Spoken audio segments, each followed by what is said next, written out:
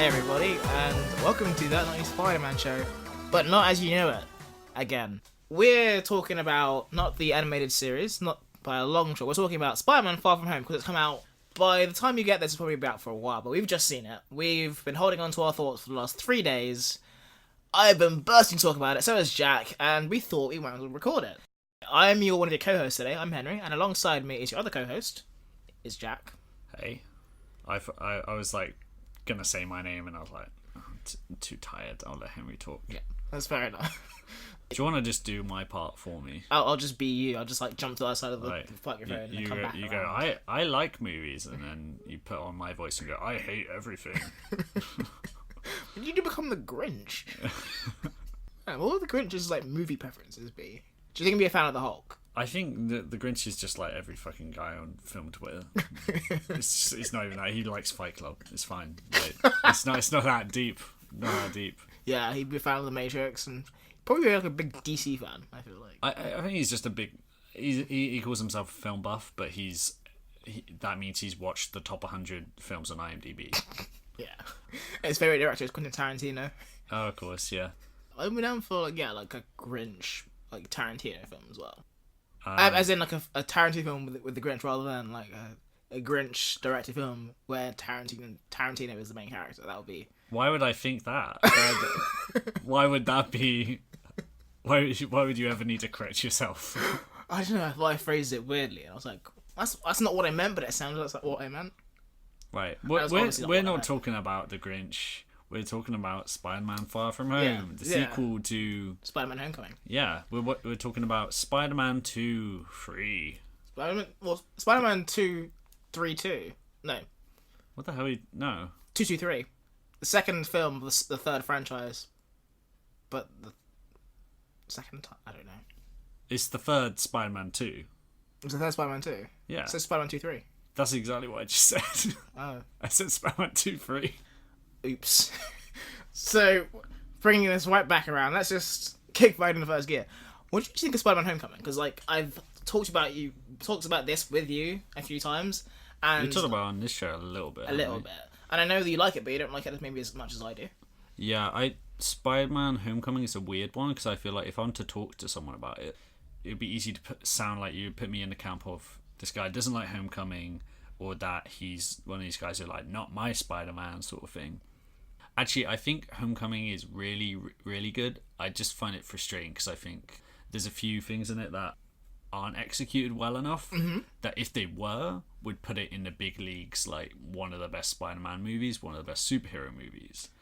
And that's where like a lot of my frustration from the movie comes from. It is that it sets itself up for something incredible and then kind of falls short in a few ways that every time I watch it, I get keyed up like, oh my god, maybe I've changed my mind, and it doesn't quite land it, and it ends up becoming a bit more, I don't know, in the average sort of spectrum a little bit more. Yeah, I think like for our MCU rankings, we have them in very similar places.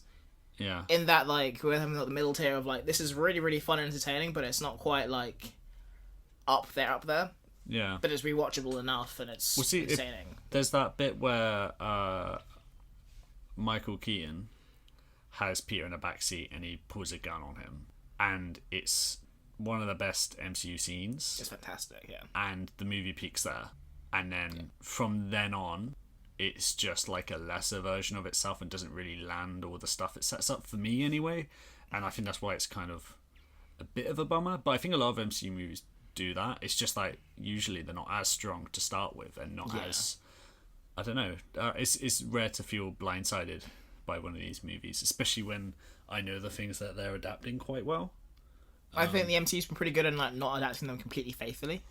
Yeah, or they're adapting them in spirit, which leads us definitely into this movie, which is, I think, this isn't me saying it's one of the best MCU movies or anything, but it's definitely one of the best superhero movies in terms of adaptation, because I think there's definitely, as we saw with Zack Snyder's Watchmen, adapting something panel by panel doesn't mean it's a good adaptation. Especially you don't understand the subtext or anything behind it. Yeah, it's way more important to understand what is behind something, rather than either going super close to it or thinking, wow, we need to subvert expectations so much that's just go completely off. Yeah. You know, because we don't want to do anything remotely close to comics, which is a lot of issues that superhero movies had pre Iron Man. Especially like the X-Men movies, I think, or something that they kind of like didn't do that very well with. Or when they did get close to the comics, they have to do it in a way of like, hey, look, we did the yellow costumes for 2 minutes. Look at it. Yeah. Now back to this black leather that Wolverine always wears because he's secretly like an S&M model or something. Yeah, I mean, I kind of drifted into Far From Home again. Yeah. But before we talk about what we're actually meant to be talking about here, Buckleman, folks. I mean, what are your feelings on Homecoming generally? I think similar. Like, I had a load of fun with it. A whole load? A load. Like an actual, like a laundry load of fun with it. It was fantastic. Like, I should imagine that on a poster. Yeah. A laundry load of fun, Henry Smith. Fresh out of the dryer. That 90s Spider-Man show. A laundry load of fun. I got Photoshop that later. That's great. But no, like, laundry and, like, fabric softener aside, I think that, like, especially coming off of, like, the back of, like, The Amazing Spider-Man 2, which was... the best Spider-Man movie. Yeah. So it was hard to live up to. All that. I think, obviously, Tom Holland is fantastic as Peter Parker. I think that's, like, something that's been, like, consistent all the way throughout, like, his MCU-ship, if that's a word. It's not a word. I think there were some things where, like, I was expecting, like, character things. Like, I think the plot, for example, was, like, believable enough, but I feel like a lot of, like, it just happened to him. Like, he wasn't really in control of the story, so to speak. We'll have to talk about Homecoming, right? We have to. I'm going to have to go into detail. Well, yeah, but also, I think we will give Homecoming its full episode at some point. So okay. We don't need to go super deep, but yeah, just like basic things are like you go through the acts and you'd be like, what is Peter Parker actually? What's his decision here? And he's not really like in control of the story. It just happens to him. Yeah, I think that's what frustrated me a lot with that, because at the end of the movie, they kind of they have the start of the arc and they have the end of the arc, but then nothing in between relates to any of it. So he kind of, I don't know, he gets to a point where he's like, I have to change. He's at the change point, and then he doesn't change or act in a different way, and then at the end everyone acts as if he's changed, and he's like, I've changed. But I think it's almost like that kind of stuff in movies frustrates me a lot. It's a structure thing, isn't it? Yeah, but I think that's also just a hang up of mine, so I think I get more annoyed about it than others would. But with Far From Home, I don't know about you, but I'm kind of thinking that like that particular gripe is something they kind of addressed here. I think they have, in a sense. Okay. But before we get into it, I just want to talk, like, what was your, as a preamble to this, when you're speaking about Far From Home, what were you hoping for and expecting from a Spider-Man Homecoming sequel after Homecoming came out? And did any of that change after his appearances in Infinity War and Endgame? That's a good question, actually. I kind of wanted him to just be Spider-Man a lot more, in the sense that he spent a lot of Homecoming just kind of being on training wheels. Like, literally, the training wheels exercise and all that. But, like, he kind of felt like a intern still, rather than, like, actual, like, Spider-Man, like, actually taking a level of responsibility for being comfortable in his powers. And as a result, the action scenes in Homecoming, and when you know what Spider-Man can do physically, they weren't really on that level just yet. There's not really any scenes of him, like, really, like, properly, like, flipping around, like, doing cool shit with webs, which is something that, like, the Raimi don't really do at all. And the Amazing Spider-Man series kind of do in parts. And I was a bit disappointed, but also kind of a bit like, there's no real time for him to be like the Spider-Man that everyone's kind of like used to being. It was very much like not like a prequel, but like a pilot episode, I guess, of Spider-Man. To speak. It was very much like those there's a lot of comics back in the day where they would try and launch, they do it now actually, they try and launch a new character through someone else's book. Like, or introduce a new character, they try and make it a big thing. Yeah. But they'll be like a side character in someone else's story, and then from that point if they're popular enough, they'll get their own series. If no one likes them, then they'll just stay a supporting character. Yeah. In a way, I think it sounds super harsh, but I think that's kind of that. It's almost like Iron Man coming into the room with his arm around Spider-Man, going like, hey guys, look at this guy, he can do some cool stuff too. Like, I promise, he's really cool. Yeah. And kind of Peter being introduced via Tony Stark into the MCU. I don't think they should have gone as far with it as they did, but it definitely could have been a lot worse in terms of that. It isn't Iron Man 4, but it almost is a little bit. I think the Iron Man movie is just up to the limit. I think any more Iron Man would have gotten like excessive. Yeah. But I also think that like that was probably intentional in the sense that like obviously this is the third, but it's what 2017 that came out, right? Yeah.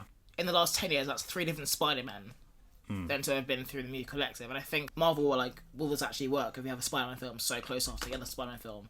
And they were testing for fatigue, for sure. And they were like, will this character work? How will people respond to him? And they kind of saw the reaction. They were like, okay, people will go for this.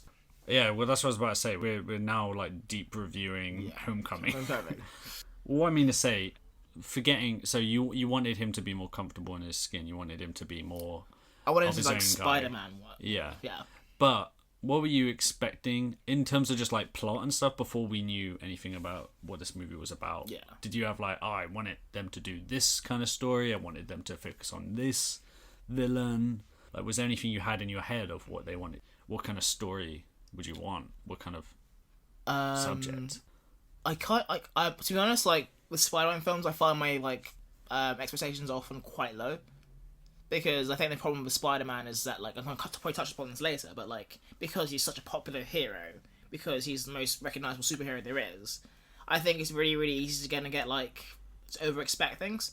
But I kind of, like, I dig his, like, aesthetic, I dig, like, the general, like, themes of the stories that he tells. I'm kind of like, yeah, just give me some Spider-Man. Have him do Spider-Man things.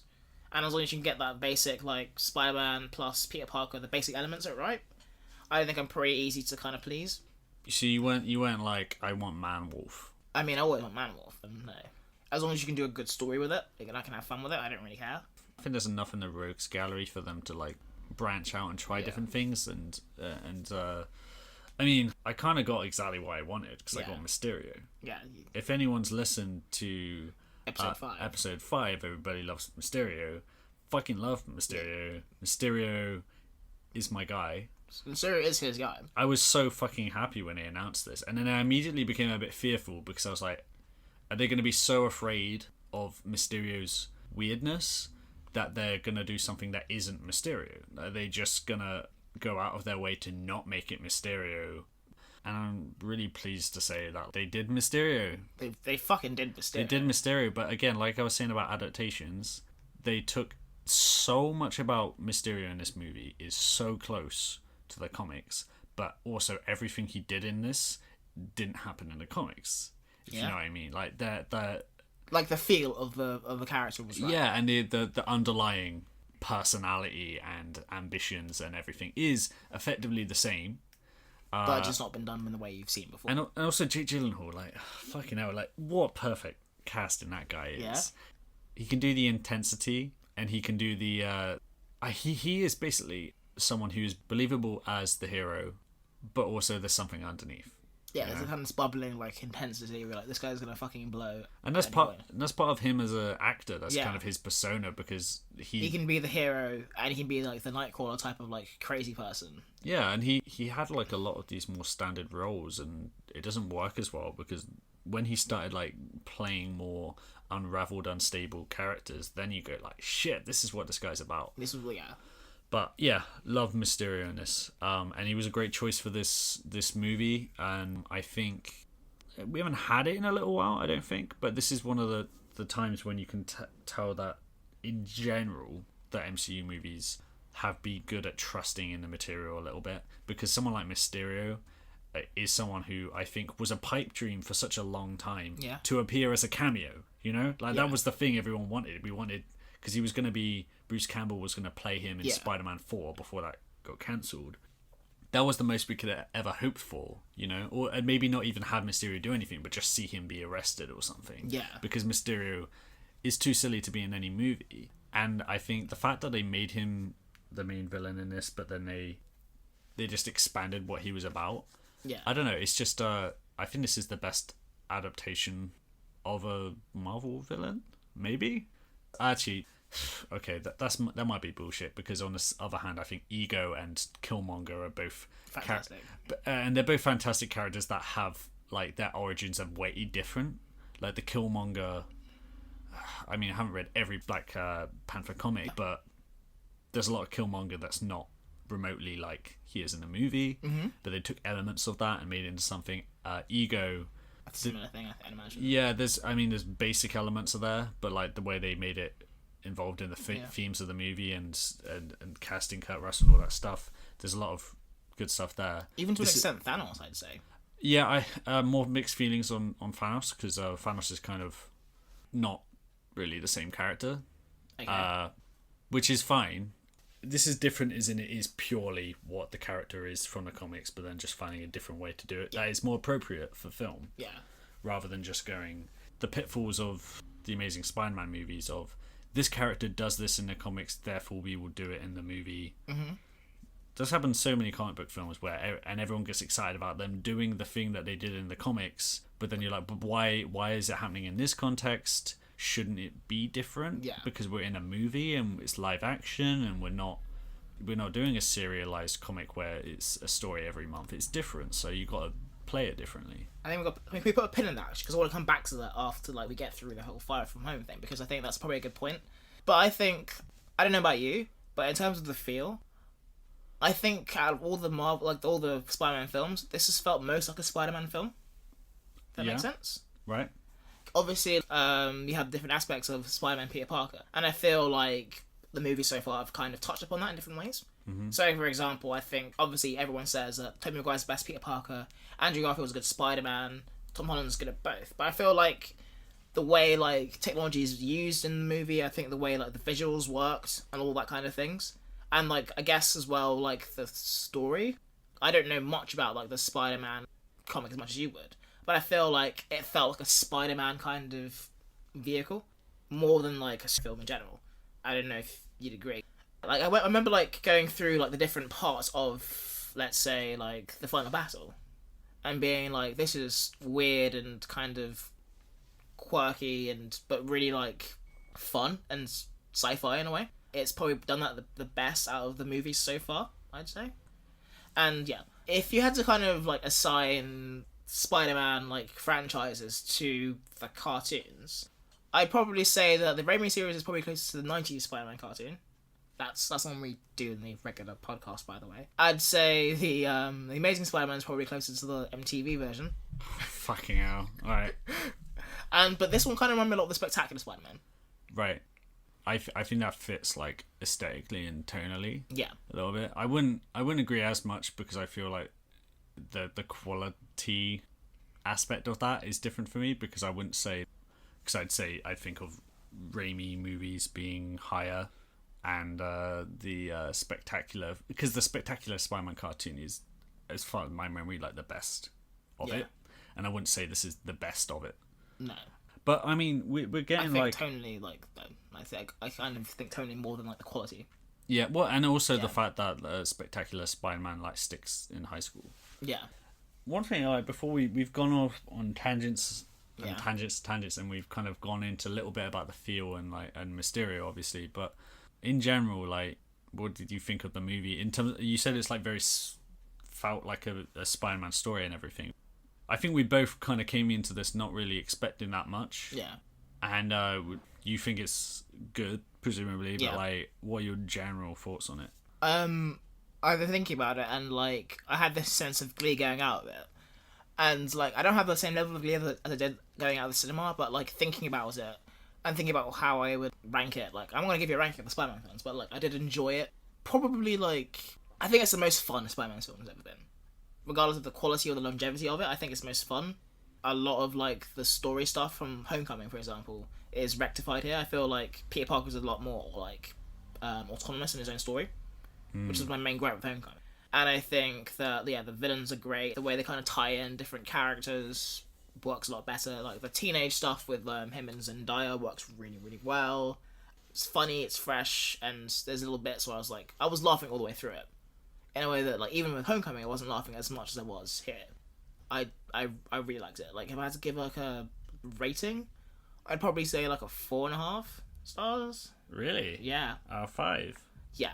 Like, assuming Spider-Man 2 is, like, up there at 5, I think it's probably, like, with the first Spider-Man film. Okay. Yeah, like I feel like you're about to like tell me what like you're getting bring back to the Earth a little bit, but like Right. yeah, like I had a great time with this. I had a great time with this too. Yeah, I agree that it's like I don't know, maybe one of the most fun, I'd say, because it is very smooth sailing. You know, it's enjoyable. There's no real dips in it. There's no like, I mean, I didn't love everything in it, but like there's no part where I'm like, oh, for fuck's sake, or that I would want to skip over if I was rewatching it. For me, it's kind of like it's definitely on the upper side of the Spider-Man movies. yeah, I still don't think it touches Spider-Man 1, 2, or Into the Spider-Verse. are we counting Into the Spider-Verse and all this? Because I wasn't counting it. I mean, I am, but Okay.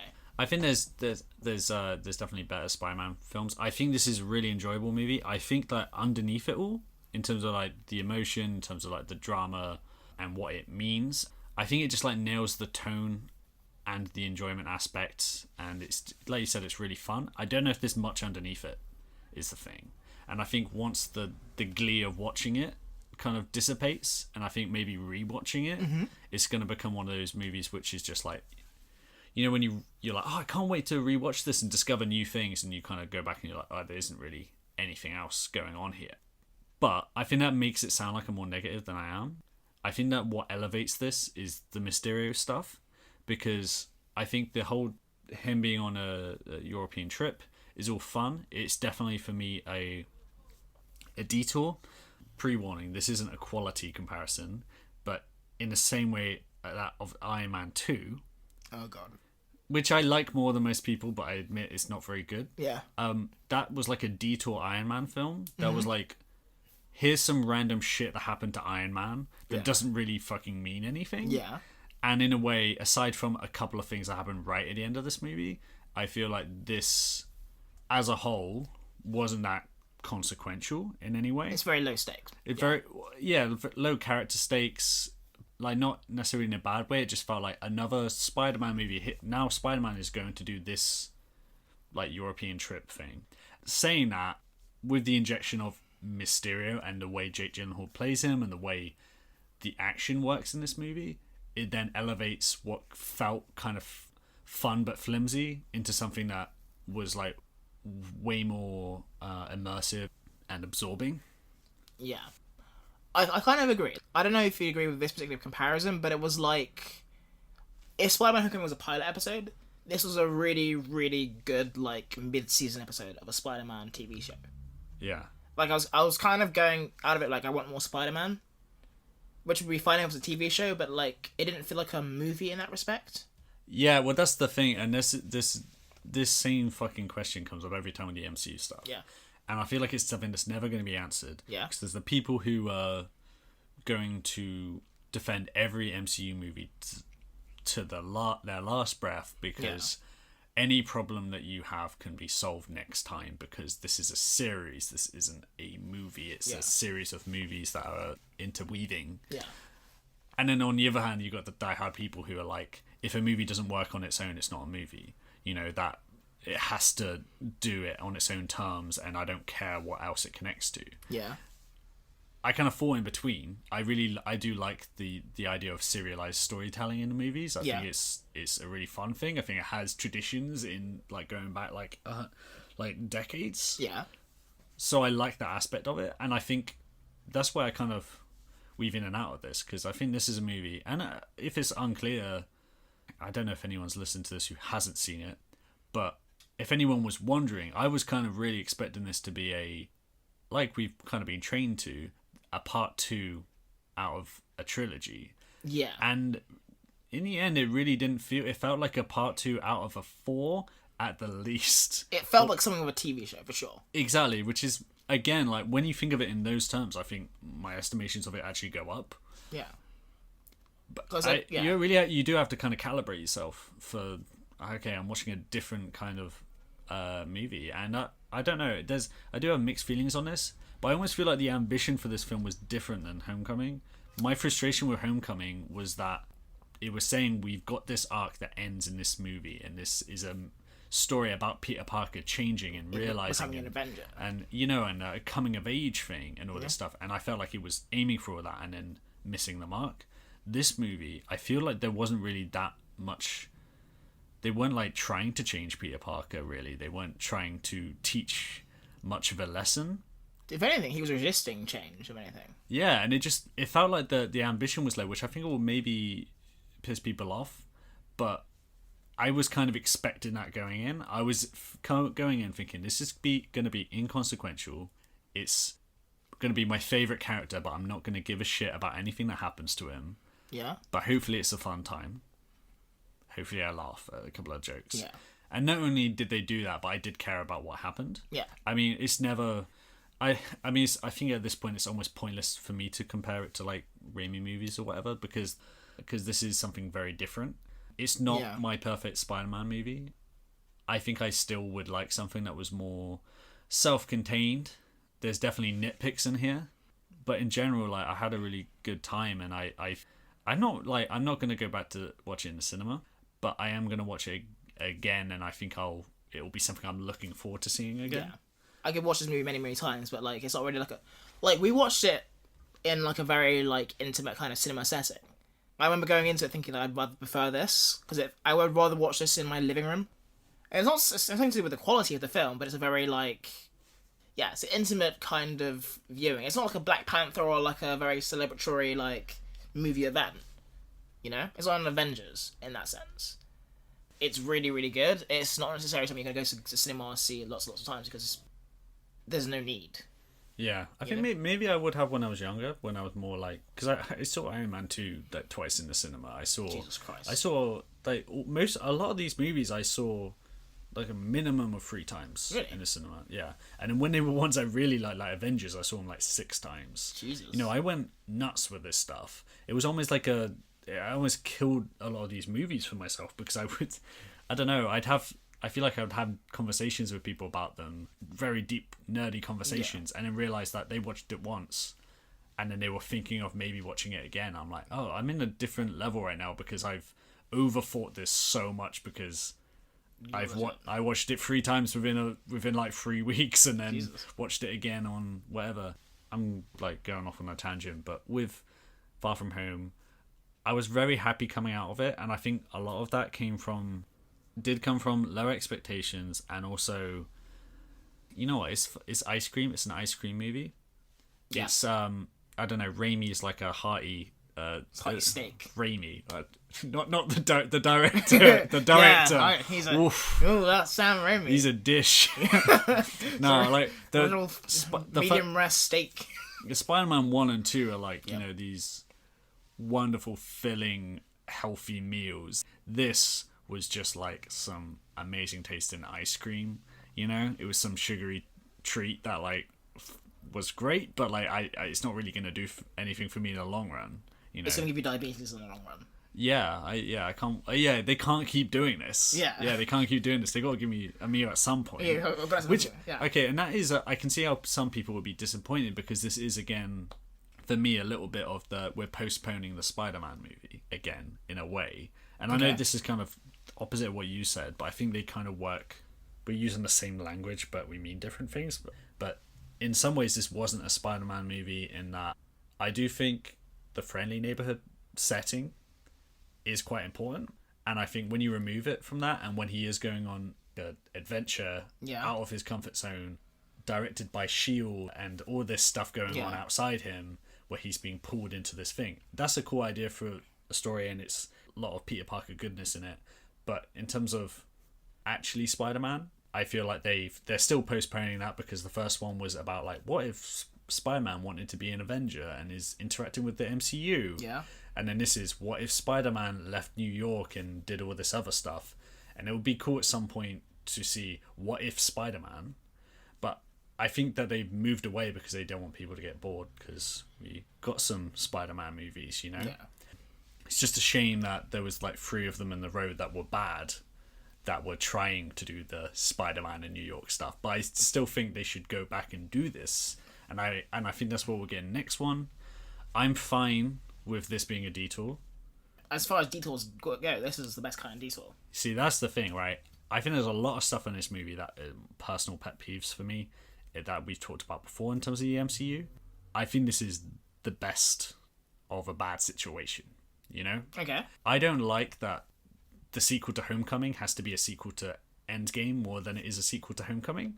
That it has to deal with Tony Stark's death, that it has to be related to S.H.I.E.L.D. and all these extra things, and then there has to be references to stuff that if you didn't know, then you'd be a bit confused in the story. I don't like that it isn't self-contained, but if that's the kind of Spider-Man movie we're gonna get, this is the best version of it. Yeah. I was very worried, because I love Robert Downey Jr. as Tony Stark, but I was getting kind of sick and tired of like everything being about him, because Infinity War was kind of about him.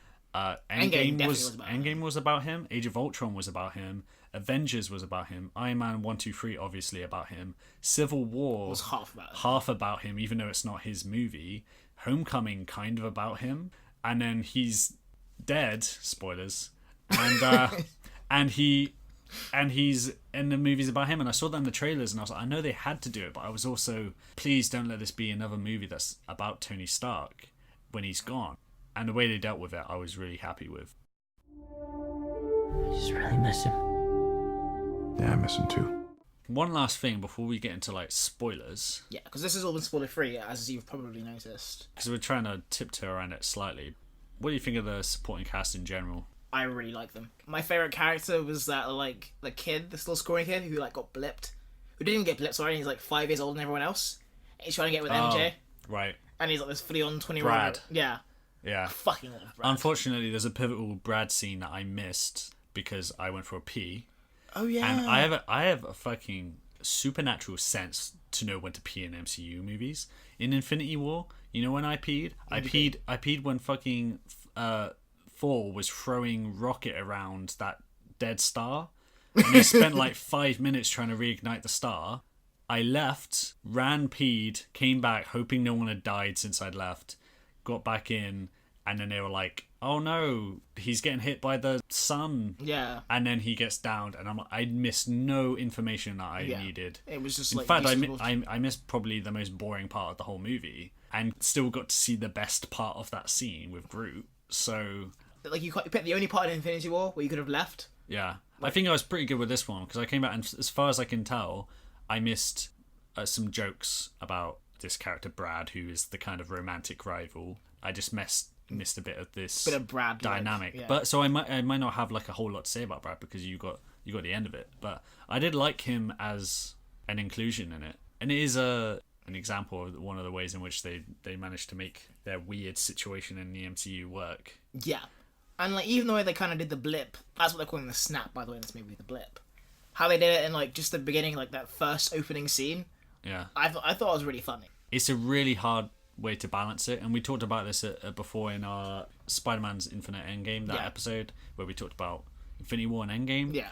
I was quite worried about how they would deal with it in this, because I felt like they're going to have to breeze over it because they can't spend the whole time on it, but it's still going to be a waste of time, and it's still going to feel like they've set themselves up to have this really deep situation, and they're going to have to be flippant about it. And they were flippant about it in this movie, but somehow it really worked. There's an irreverence to it, but it wasn't like...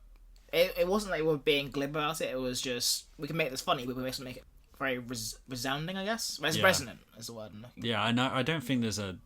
I think that's just like a magic touch to that. Like, it's either good or it's not.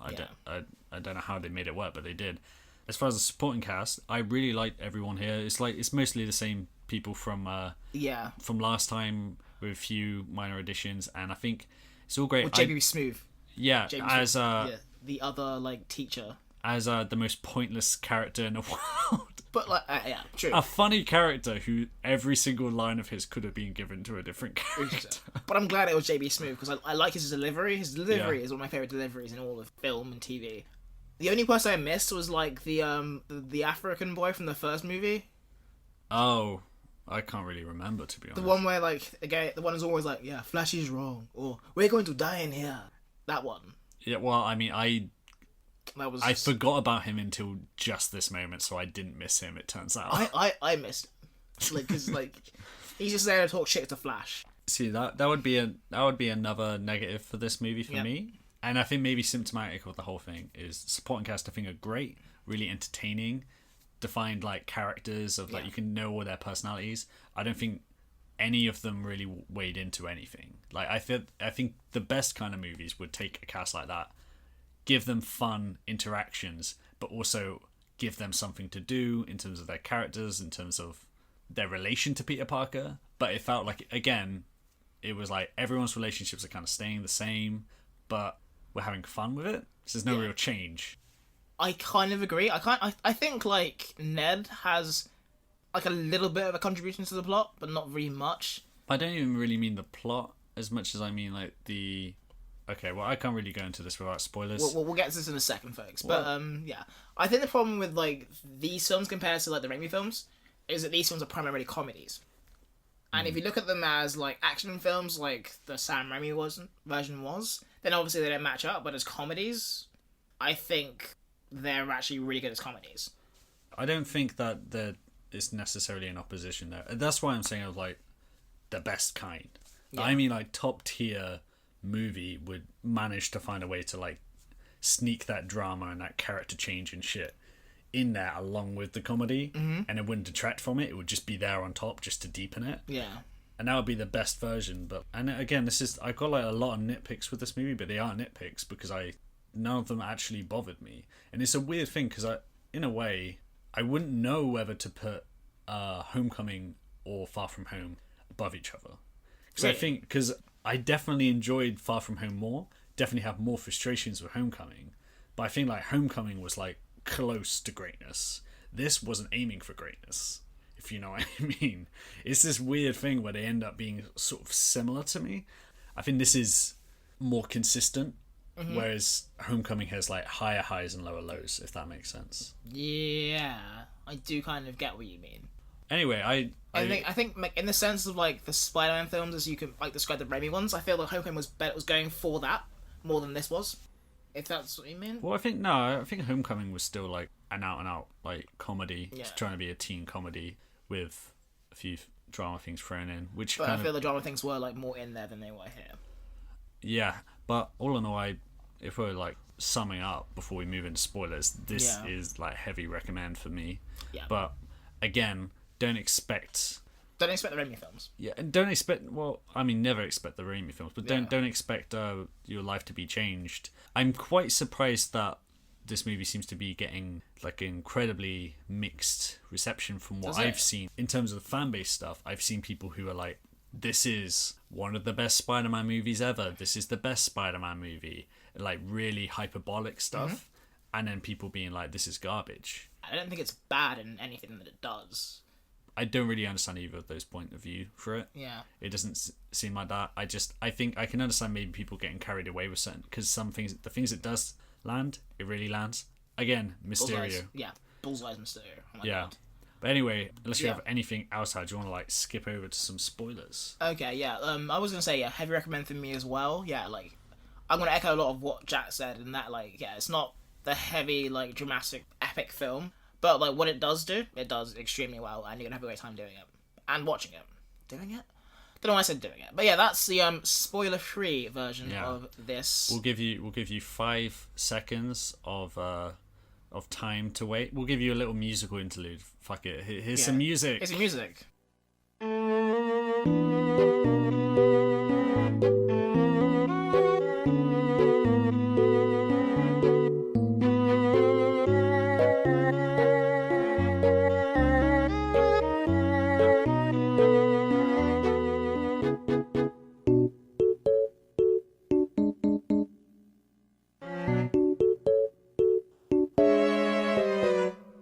J.K. Simmons. Holy shit! Oh my God. We didn't wait several days to do that. Oh my God, yeah. I've been holding on to that for fucking ages. Right. Maybe we'll get into this more towards the end of our spoiler section because it's from the end of the movie. Yeah. But they did it. They fucking did it. This is another reason why I don't think my opinion can be trusted of this movie.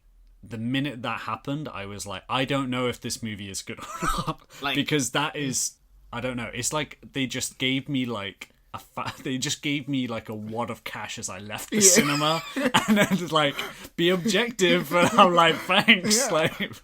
It's like injected like heroin straight into my veins. I was like, oh my, you just came out of it high. He's just pupils dilated. I love Spider-Man. I love Spider-Man. This is the best movie of all time. Yeah, that's my feeling as well. Is that like, you could have given me any movie, but it would have been worth it for that end credit scene. And it is. I mean, we'll get into it more later about the specifics of that scene, but I will say that obviously all these movies, the more they go on, they can drop in more Easter eggs, more developments, more like, here's this new character that you didn't expect. Here's a character hinting at something that will happen in the future. Yeah. They're always going to drop that stuff in, and that stuff's always like a little bit fun. Yeah. I've got to say, it's been a long time in these movies since I've been excited about anything like that. I think a lot of the post-credit stuff is kind of, or any Easter eggs or teasers, I've kind of just been like, okay, yeah, you're doing the thing again. Yeah. A for effort. And I'm like, I really can't think about the last time. I think I enjoyed a lot of the teasers with Guardians 2 maybe, but even then it was, I don't care about Adam Warlock that much. Yeah. In fact, actually, like, full disclosure, sorry to any comic book fans out there, but I think Adam Warlock sucks ass. Official Not a Spider-Man podcast opinion. Fuck Adam Warlock. Yeah, and Henry's saying that despite never reading a comic with him. I trust your opinion. Yeah, it's fair. I think everyone loves him in the same way everyone loves Beta Ray Bill as well. But anyway, yeah, this was just like one of those moments when I was just like, you got me. You just like, yeah, you gave me the adrenaline needle stabbed into my heart. Yeah. Like right in the nerd. You got Stabbed me right in my nerd. Yeah, and I just, yeah, and I came out of that kind of like giddy and hysterical, and then we kind of bottled it all up and said, let's not speak about this until we record, and that has been the major thing about it. I think there's obviously other stuff that we want to talk about, but what was like with me is that I didn't see it coming at all. No, I think that's it. I haven't been surprised. Like, I think all the surprises we've had lately have tended to be things which either I don't like or I have mixed feelings on, you know, in terms of like deviating from what you expect in these movies. And this, I did not see. We've even said this before, or I don't know if this was on recording or not, but my whole thing has been, if you're gonna do Daily Bugle, if you're gonna do J. Jonah Jameson. Did we even say J. Jonah Jameson? We just kept saying J.K. Simmons. They knew what we mean. Yeah, but he's not gonna be there to be play like fucking like Dr. Octopus, is he? Like... Yeah. But I mean, if you're gonna do Jameson, if you're gonna do Bugle, either do sort of the Amazing Spider-Man thing.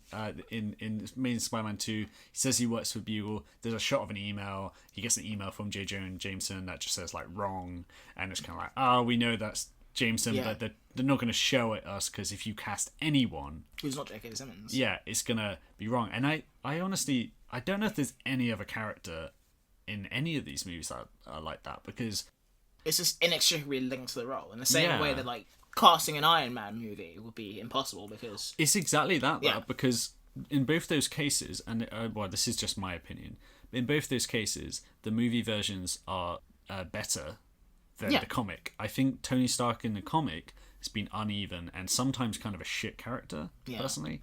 In the movies, like, Robert Downey Jr. has done some really good stuff with him. J. Jonah Jameson, I think, has been great in different mediums and everything, but JK elevated him to a point that it's just a whole nother thing.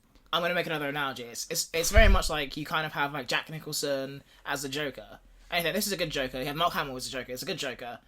But like Heath Ledger, his Joker now kind of informs Jokers moving forward. He is the peak. You're never going to get to that point again.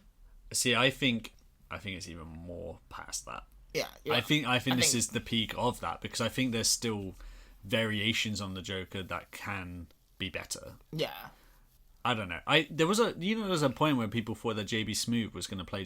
I thought it was amazing. Yeah, because they cast him and they didn't say who he was going to be. Yeah. Or I think maybe they'd said something about him being a teacher, but people thought it was a fake thing. He kind of fit the role, and I was kind of into that. I was going to let him try, and I was going to be like, it's not going to be JK, but it's gonna be that happened. And then when he turned up and he didn't do it, I really thought, I was like, I guess they're just not going to do the Bugle thing. Yeah. It didn't occur to me that was an option at this point. I think the first thing I said after I saw it was, how the fuck did they keep that a secret? Like, I don't like. you know what? I know how they did it. They fucking just filmed it in J.K. Simmons' house because like he doesn't in that shot he does not look. He doesn't have the same hair, He's like bald, facial hair, yeah. because he's older and everything. But he looks a lot. It's got like an Alex Jones vibe about him. Yeah, and he's at the desk, and it's kind of like he could have just webcammed that in, and then they just like superimposed it over something. Just get like a green screen at his own house and be like, yeah, just send this in whenever. Send him a WeTransfer, JK. Yeah, like I think I forgot what I was gonna say. I'm just feeling that giddiness again, just talking about it. I think personally we should, like, if we're gonna do the spoiler stuff, let's rewind. We had to get the JK shit out of our system, but before we talk about the end of the movie, let's Talk about the beginning. let's talk about the actual movie. Okay. One thing I'll say, obviously, there's a lot in the marketing. The way they dealt with Iron Man's death, I think, was great. I thought it was awesome. I remember seeing a tweet or something being like, you just know there's going to be a Tony Stark hologram in this movie. And I was like, fuck, I don't need another one of him making a speech, or some old video or something. Like, they were going to find a way. Instead, they did something which I thought was really great. When he gets the Edith glasses, there's the note with it, which is written in such a Tony Stark way. Yeah. Even though I think, is it Samuel L. Jackson who reads it out? I'm not sure. I think it might be either Peter Parker or Edith herself saying it. I think it must have been Edith. But either way, it's not Tony Stark's voice, but it's such a Tony Stark line. Yeah. And then I liked that there's a very brief conversation about Tony Stark with Happy. Hogan, yeah. But a lot of it is kind of Peter Parker doing his thing, and then they just keep going past murals of just like graffiti of Iron Man or Tony Stark in the background, and it's the fact that they're going around the world, or they're going around Europe, and they're seeing him in these different cities. It's kind of a great visual way to be like, not only is this been a big event that's affected the world, but also it's in the background of Peter Parker's mind. Yeah, but he's not necessarily sort of addressing it. It's just he's deliberately ignoring it. Yeah, and he's just walking away from it and trying to get away. And I liked that. And I that's again one of those things I wish, I don't know, there was not really a resolution there as much as there could have been, but I also liked that they didn't go into it a lot. Like, it could have very much been like point of like Peter hits his low point and then Iron Man's words come to him in a similar way that it happened in Homecoming. And that would piss me off, to be honest. Yeah, beyond that, speaking of Happy, again, personally not really Happy's fine as a character. I don't think he needs to have as much time as he does in these movies. I just and having him again in this, I was like, I don't know if I need another Iron Man story presence in here. Like, he has enough cast members by himself. I don't really need that. I really liked Happy in this. I mean, he's funny and everything. Yeah, Jon Favreau is great. And I think it's one of the actual emotional arcs that works the best for me, and one of the few ones they actually sort of tried to pull off in this was him unofficially taking on a stepdad role, and it's obviously there's jokes about that, but I thought that's all they were going to do with it. But the point, I mean, we're kind of skipping ahead, but the point when you get to near the end of the movie and Peter Parker's at a real low point, and then Happy comes in to like help him and to take him to the final battle or whatever. The way that's played is played like almost exactly like, a kid goes to a party and has a really bad time and asks his stepdad to pick him up at 3 a.m. and they kind of feel ashamed of what they've done, but then they're a bit antagonistic towards their stepdads. But then the stepdad like steps up and goes like, "No, you've got it all inside you all along." Yeah, and they don't like chastise them. They like support them, and then you realize that they were like there for you the whole time. I thought that was a really good idea that was played like quite so enough. I think that really worked for me, and then that kind of really it legitimized his presence in the movie, which otherwise would have just been a bit of a joke. Should we like go back to the beginning, just like go through the movie? Yeah, sure. Go ahead. I can't. What happened in this movie? Okay, so we start off obviously with Peter like going to a public event as Spider-Man. They've cut stuff out of this movie, right? The trailer has him fighting people in the Iron Spider suit. I kind of prefer they didn't have that. I mean, I would have liked to have seen it, but I don't think it's necessary to the movie. I think it would harm the movie's like initial like starting out point. because the whole like run through this first like third of the film is Peter doesn't really want to be Spider-Man, and to have him be Spider-Man, do the whole like fight bad guys, make quips, was something that I would like to see in any Spider-Man movie. But I feel like where it would have been put, wouldn't have worked with what the story was trying to say. I think it would have worked in the sense that I don't think it's that he doesn't want to be Spider-Man, is he doesn't want to face the new role that Spider-Man has. He doesn't want, there's all this stuff about him being the next Iron Man, that him being the lead Avenger now because the Avengers aren't really a thing, and all this stuff, and the idea of him being in the Iron Spider suit on stage in front of people is not a role he's in. So I think it almost would have worked if he was... Okay, well, now we're going to this weird territory of me writing a scene. But if he was, for instance, if they had him, regular costume, red and blue, fighting like criminals in a low-key way, no one knows he's doing it, he's just doing it because it's the right thing to do, and then juxtaposing that with him in the Iron Spider suit on stage in front of people, having to represent something, having to be a celebrity, I think that would be interesting in terms of like being like, okay, this is the Spider-Man he wants to be, but he's got all this extra pressure he doesn't really want, which is almost like a position a lot of celebrities in anyway. Like, they want to do the thing, but the thing that comes with doing your thing is having to do all these other things. Yeah, but I don't think that's necessarily what they would have done with that. Yeah, I don't know. I can't, like, it's interesting you kind of read it that way, because I thought that he didn't want to be Spider-Man at all.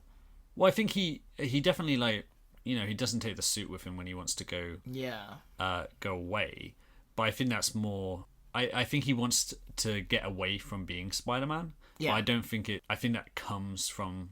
Oh, it comes from it, obviously. From what Spider-Man has become to him now. Yeah. So, there's not that... And it's not that a Spider-Man no more. It's a... Oh, no, it's not Spider-Man. No, not by a long shot, no. Yeah, that's what I mean, is in, like, if you're having a juxtaposing thing of... Here's what Spider-Man is to Peter Parker, but now it's having to become this thing he doesn't want it to be. And he's like, okay, this is too much, I need a break, and he can't. I think that's also a really great dynamic in general for this movie, of him trying to, like, just have a social life and then it be interrupted by the Spider-Man stuff. Because, again, that is a very Peter Parker thing, and I think what you're speaking to about it being a Spider-Man movie in that way. Like feel and tone, Yeah, and I do like that aspect. If you again, this is the best version of this kind of direction, because if you're gonna have him be the Shield spy, I don't think it's a good idea to have Peter Parker really be into it. He's gonna hate doing it, you know, and everything. You know what? I'm actually, like, the more we talk about this movie, the more I'm talking myself into liking it more. I feel like I thought you were being a little bit harsh on it. To be honest, we'll get to this. We'll bottle this up. I don't. I just know that with any of these movies, there's giddiness, and I think that slowly dissipates, and then you get how you actually feel about it underneath. And I'm very curious about that. I'm really not. I'm trying to see the positive side of things, so I'm not. This isn't coming from a place of me being like not trusting my enjoyment of it. It's not something like that. I do think there are problems with it, but I almost feel like the problems don't matter that much to me. Okay. So yeah, like, he doesn't want to be Spider-Man. The whole, like, first third of the movie is him like trying to get close to MJ, played by Zendaya, of course. Obviously, like, Liz is long gone by this point, and, like, they're kind of building up this Michelle relationship. It's obviously very, like, classic Peter Parker in that, like, he's trying to get laid, and you've got, like, Ned next to him, who is great always. So yeah, he's in Venice. He's hanging out. He's going to get, like, a necklace or something for MJ. And suddenly this waterman comes out of the ground, the water, like, not the ground. Then, like, it kind of emerges that Sam Jackson, as Nick Fury, kind of, like, has been calling him all the way throughout the first third of the film. And yeah, Nick Fury shows up in just, like, his room. He knocks out Ned. Ned is alive, just about. And it takes him on a journey to this underground facility they've got with Dimitri, who is great. Yeah. And they got him and Mysterio. He meets Mysterio, who shows up in the pre-credit scene to a bit in Mexico. So yeah, meets Mysterio. Mysterio explains the plot to them. They go out, and then Peter's obviously like, I don't really want to be here, but I'll help out. And he's got one foot out the whole way through. He's kind of figuring out what to do with MJ. And eventually, like, they beat the Elementals.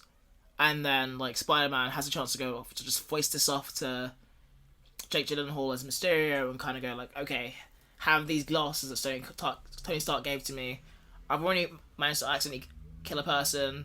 That's fine. You have them. You're probably in better hands. Mysterio then is revealed to be Mysterio. And the best part of this for me is the fact that, like, I was talking to people before the movie, and they were going like, oh yeah, I can't wait to see the multiverse and all this shit. And I was like, fuck off. You know this. This is Mysterio, for fuck's sake, guys. And then he Mysterios. See, this is almost like the genius of the marketing in a way. With the only genius thing, because Sony fucking suck at doing this, and they put every scene in the fucking I only watched the first trailer, and they showed too much in that. But anyway, the good thing is that following Endgame and following Into the Spider-Verse, talking about a multiverse sounds like something that would happen. If this was not Mysterio, I would have probably been pissed, because I'd be like, you really don't need to fucking do multiverse in these movies. But it's enough to like get people excited and talking, and then even like comic book fans start to doubt, like, oh, maybe they are doing Mysterio as this alternate reality thing.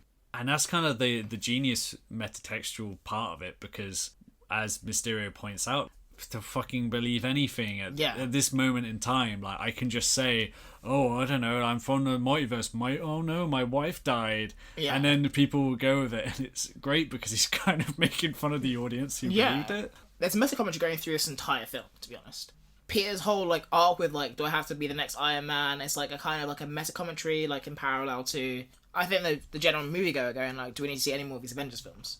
Now that Tony Stark is gone, do we really need to do this anymore? Yeah. And I feel like that's like the manifestation of that. Moving back to what I was talking about, Mysterio, it turns out he's like a disgruntled like special effects guy, and he's got this whole like team. It's like a startup, effectively. Yeah. Dedicated to becoming like a superhero. A long story short, Mysterio is bad. Peter goes back to his life, and he kind of realizes through like MJ that this is all a fake. This is all a ruse. Yeah, the whole thing with Mysterio taking on that role is such a good way to adapt this, because that is kind of that original Mysterio issue, which we talked about in episode 5 when we were going through Mysterio's origins. See, it's not quite the same because he frames Spider-Man in that, but it's this whole thing of him posing as a savior and as a superhero to get all the praise and everything. They're kind of doing that in a way, but expanding it into this whole thing that makes more sense in the MCU. I have mixed feelings on the team, and this is not one of those criticisms of the faults of the film. It's a proper taste thing, and this is going to sound so stupid, but there was a point when, you know, the way they play that scene as well, where it's them having the heart to heart, him getting the glasses from Peter, and Peter leaving, and that whole scene where Mysterio is so comforting and so mature and so calm, and he's almost like, even though most people know that there's going to be a turn, it almost like seduces you into thinking he's a nice guy, because he's really good at playing that role. And then to see him leave and they just linger on him, and then the scene starts to like fade, of like the augmented reality around them starts to change. And I was really surprised then that certain people don't leave the bar, and, you know, those are the team that are working with him. And I think it's a great guy, because you said like they'll go through each one of those team members and show how one of them was fucked over by Tony Stark in some way. Yeah. I personally, like, as much as I think that's a funny gag, I would have preferred either the team to be jettisoned at some point, or murdered, or murdered, or to not be real. There was a point when they all held up their glasses, and I think, again, this is a stupid thing of something I'd change. I wanted them all to be robots because fucking, like, I wanted him to be that level of unhinged, of just like, he's got this augmented reality, but he's still gonna have some fucking robots. And that's like, I don't know, that might sound stupid to a lot of people, but that's Mysterio would do that in the comics, and he would do that in the cartoon and stuff like that. I would have been up for that, and I think as the movie progresses, him having a team, I think, becomes less interesting. And also it eventually changes by the time we get to the end of the movie, obviously, but the fact that all those people were around to know who Peter Parker is, I feel that's the only reason that they're in the film. That was my thought at the time they showed up. Yeah. I was like, there's a lot of people to know Spider-Man's identity that's going to come back. Yeah. But yeah, I feel like if they weren't doing that at the end, I don't think they would have done it the way they did. But still, since that end thing we're talking about is a bonus thing after the movie, I don't know. That's the whole thing with Jake Gyllenhaal's performance. And I love Mysterio in this. I love the way he's written. I love the way he looks. I love like the action scenes with him are absolutely phenomenal. Yeah, I love the way Jake Gyllenhaal plays him. Yeah. He's doing like, I remember hearing someone saying like, oh, it was a great idea to get him to do his Okja performance, but dial it down by 10%. Unfortunately, I think he's actually dialed it down by about 50 to 60%. Because his voice is at a recognizable pitch. Yeah, but the thing is, I want 90% Okja. I want Okja. Okay, not 90%, 80%. Because I don't want the weird thrusting and the mustache and the high pitched Riddler voice. I don't need that. But you need that intensity. Yeah, and he does get close to it, and I don't take anything away from it. It is really fucking good. But I would have liked just a little bit more insanity. I would have liked him to be on his own, to just be that extra level of weirdness. I was literally... robots, or they're just not that, they don't exist at all. That level of crazy. I read a Spider-Man comic today. Yeah? Peter Parker, The Spectacular Spider-Man, number 50. Number 50, yeah. Well known for being the issue where it's retconned that in The Amazing Spider-Man issue 2, I believe, the Tinkerer works with aliens. Yeah. And we talked about this briefly before, but all the way, this happens so much later. Yeah. Going from like 1964 or something, all the way to 1981 or something, where aliens break in and they're trying to like steal Aunt May's money. Sure. And then it turns out they're working for Mysterio, because they're like, if we help Mysterio get this money, then he'll help us take over the world, is their plan. And then throughout this, like, Peter Parker's like involved in this and trying to figure it out, and then the whole time he's like, why the hell would they go to Mysterio? He's like, Mysterio's kind of like threatening, but he's just a special effects guy. What the fuck are aliens working with him? And he's like, why haven't I seen these aliens since all the way back when I was a teenager and I first met them? And then he just like finds one of them, pulls off their mask, and then he gets the guy to confess. He's like, oh yeah, all of us, including Mysterio, including Quentin, were dressed up as aliens back in that Tinkerer issue, and we faked it all. And then he's pulling the same thing now, but in the interim, he's become Mysterio. Yeah. And I don't know, and it's just it's so funny and so ridiculous. And then there's this great thing at the end of it where he saves Deborah Whitman. And they're going away, and he's like, "Oh, Mysterio's dealt with now, you know. Thankfully, we all survived." And then she just goes like, "Yeah, he's just so weird." And it's just like how they end it, which is like, what a weird guy. And I'm glad they lent into that a bit. They could have gone even more unhinged with it. Yeah. But again, this is proper nitpick. I'm like, I want to get the dial and just turn up a little bit. It's and like also, a 10, you want to go to 11. And also, I'm fully aware that the level he's at now is probably good for most people, and maybe too far for some people. But I'm like, crank it up just for me. Yeah. I don't give a shit about anyone else. Break the dial. Yeah. Yeah, like, I get what you mean. And it's this point that like Peter kind of goes to MJ. He's like, I'm Spider-Man. Or she figures it out, kind of. And then he's like, well, fuck, we've been had. And then there's this whole bit where he's trying to find Nick Fury. But it's not that Nick Fury isn't Nick Fury. It's like Mysterio again. And there's all these different like fake outs and stuff. It's fucking... Again, this is that elevation because there's a few scenes like it, but specifically when he first fights Mysterio the first time. Yeah. I think that scene is so good. That's so fucking good that again, it's like it almost warps the whole movie around it, because it's like, can I be objective about this? Because not only are they doing a villain I love really well, but in a still new way. Yeah. But they're also doing the visuals of it in a really impressive way. I'm on my own on this, I think, but I think the visuals of Doctor Strange are really, really messy. And a lot of people praise that movie for that stuff, but the trippiness of it for me almost... It's some parts, but... Sometimes it's a bit Inception-like.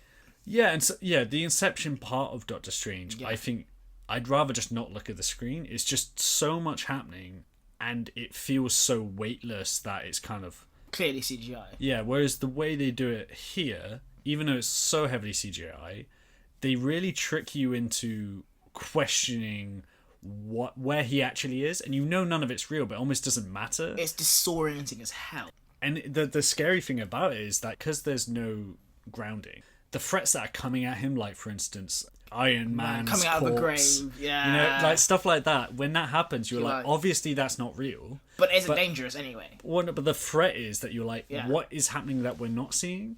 So when they go like hard cut to he's pushed, it's like maybe the 5th time you've seen him fall, Yeah. but this time suddenly cut he smashes into a car. It's like, or he goes to punch something and he punched a wall Yeah. instead of something. And it's, I mean, there's the comics and there's the animation, everything, but I mean, Nothing this comes is close. no, I haven't. And they even like do like there's a tiny little nod. This is one. There's so many fucking comic book things in this movie. Yeah. They even do one thing which I swear is just a reference. There's this. I can't remember what issue it is, but maybe it's a Stanley Amazing Spider-Man comic, but like a little bit later. I think maybe the 2nd time Mysterio comes around. Yeah. Mysterio at one point he really fucks with Spider-Man's head because he doesn't in the first issue he doesn't do it that much, but at one point he really fucks with him and makes him think that he's in a miniature town and that there's like a giant Mysterio above him that's like crashing houses, and the whole time Spider-Man's like he's trying to survive, but he's like, I know this isn't real, but I don't know what part of it isn't. yeah, and my spider sense is still going off, so it's really confusing. And they do that. There's just like a quick bit where like a giant Mysterio fist like crashes through a wall and hits him. I swear that is they're just like leaning like, yeah, remember that comic? Yeah, just a little. It's Whole thing phenomenally is done. so it's the best. It might be the best. Actually, I don't know. We were talking about the Raimi action and stuff. I actually really like the Raimi action, and I think you know, you got the action of like what is cool and what is like, you know, exciting, and then what it means in the context of the story. I think the Mysterio fight is a really good example of it nailing both of those at the same time. Okay. And I think the Raimi ones are often like The meaning is all that. the meaning is always that. Yeah. Like, for instance, that final fight between Green Goblin and Peter Parker, there's not like a lot happening. It's more just like punch, getting the shit brutal. out of it. Yeah. You know, it's really brutal, but that hits you. Yeah. If you know what I mean. Even though it's not like cool action. Yeah, I think the thing with the Raimi films, the fight scenes, like the mid-fight scenes, I think are really well done in the sense that like they tell you a lot about Peter Parker as a character. In the sense that like both times, Spider-Man, like he's fighting this guy, but he's also kind of worrying about like Aunt May or about Mary Jane, and getting a shit kicked out of him as a result. All the fight scenes, like especially the first two, they all mean something. Yeah. So you know why Peter's like fighting Dr. Octopus because Mary Jane's been kidnapped. He needs to go save her. Yeah, to your point, they're not really very like visually exciting or very like I'd say that apart from the train scene. the train scene, which I think I was thinking about this the other day. I was thinking about it because I listened to the Waffle Press have got their Spider-Man retrospective that's going on at the moment. I'm going to be on like 2 of the episodes, which I mean will probably be out by the time this comes out. Yeah, probably around the same time. Yeah, But you guys can check me out on there talking about the amazing Spider-Man movies. we love them Yeah. so much. But they were talking about the train sequence, and they mentioned like it being one of the best superhero action scenes, and I really agree with that sentiment because I think it's brief. They don't go over the top with it, but I just think it's so well choreographed that I don't want to say just because this Mysterio stuff is really good that like this the Spider-Man action has never been like this or whatever, or it's never been this good. I don't think it's ever been like this for sure. Well, it's never been like this specifically in Yeah. terms of actual content because he hasn't been in a situation that is this specific situation. No. But I think Like it the is- camera work, for example, I think during this movie is good for the fight scenes. The way that like Spider-Man moves with respect to the camera, it's more disorienting. You kind of flip and like dive along with Spider-Man. If that makes sense. Yeah, I think the action in this movie was like consistently Above good. average. Yeah. I'd say just good. And then there's a couple of peaks here and there that like it goes like out in the Yeah. stratosphere, like the Mysterio fight bits. I do think when you get to that final fight with the drones, I think some of that goes on too long because I think there's a certain point when you're thinking you're following up this amazing scene Yeah. that when the drone fighting is going on for like a few minutes, I start thinking, okay, well this was interesting, but it's it kind of is, gone to them. and it is now just him fighting drones. You know, when the illusions start to fall apart, and then they bring it back again at the end. Yeah. But I think it maybe outstays its welcome a tiny bit. That But that's middle kind part of of that fight scene. yeah, I did like that. The only thing I would say for that scene is that you have a bit of like Spider-Man improvising, because that's something that like I think people are looking a bit more of him being a bit outmatched or a bit his web should stop working. The way it seems talking about his web should stop working, and he kind of uses like a shield and like another like drones like weapon to like kill all these drones. Well, he used the Tower Bridge sign, doesn't he? Yeah, the Tower Bridge sign. Yeah, as like a shield. Yeah. And that was the only thing that kind of saved that middle bit for me, because I thought that's a really cool way of. There's some things I am an easy mark for, Yeah. and when he goes like, I'm out of web fluid, or like my web shooters aren't working, even though it's contrivance. it's just a contrivance. Yeah. It's a contrivance I love, and it's like it's something that happens like every fucking issue in the comics. But I'm just like, when that happened, I was like, thanks, Yeah. thanks for putting that one in for me. I really appreciate that. But yeah, that's There's so much in this movie that's like that, of just like just peppering in these little things about Spider-Man that I really liked. That's why I mean, like, the feel of the Spider-Man. It's like most Spider-Man movie. That makes sense. But that's also like where I wouldn't necessarily say that any of those things make it a good movie, but they make it a movie I'm enjoying. You know, in terms of the Easter eggy, the sprinkling things. I'm not talking about the actual movie, but like so much of those are in there that I think, I don't know, if someone isn't that as into Spider-Man as like we are, then it's gonna play it a lot differently. Yeah. Yeah. Where were we anyway? We were talking about because we were talking about the action. We talked about him finding out Mysterio. Yeah. He's getting hit with a train. That's a great way to. I love any Sequence. No, I just love trains. Yeah, Spider-Man and trains. Yeah, I'm just looking at the train bits of Spider-Man 2. I'm like, wait, why are they on this train? I don't care. I'm just looking at the model number. Oh, great. Those tracks. Yeah, but I don't. I like any fight that I like proper low moments in these movies in terms of a character being brought to a low moment, and I think too often in these movies, they know they have to do that, but they just do a really contrived one. It's over quite quickly. Even in like, you can say Black Panther. No, even in the first Avengers, they have a low point in terms of when they're all dispersed. Yeah, that's a great low point. But then when they do the big fight at the end, there's a point when they do a low point again, because the fight has gone on so long that it needs its own free act structure. Yeah. And that one is, and that is a contrived thing of just, we're winning, and then just cut to, they've surrounded Hulk and Iron Man's on the floor and can't get up, and they all just lose at one point for no reason, and then they burst through and survive. Yeah. Sometimes it can feel a bit formulaic. Yeah. The way they did in this was brutal, and I think that's, again, bolstered by Jake Gyllenhaal, and also it's following on the vein they knew it worked with Michael Keaton, but the fact that he's a kid and the fact that these are adults that are trying to kill him, leaning into that aspect of it makes it so much more powerful. Yeah, absolutely. Because it's again that he kind of wants to trust like what he thinks to be Nick Fury, because he wants this whole like first 2 acts of the film is him trying to like palm for responsibility. He kind of feels like a child in an adult situation, and that's like a big like thing throughout the film. And you kind of see that kind of like come back to bite him. Yeah. In that moment. And I think this worked for me. See, this it's the same. They had that low moment in Homecoming, and that I think that doesn't work for me, and it upsets me that doesn't work for me, because I want it to. Because it really should work. Yeah, when he's lifting the rubble, everything about the way that it's shot and the way that that's scripted up until that point and how it's dealt with afterwards doesn't work for me personally.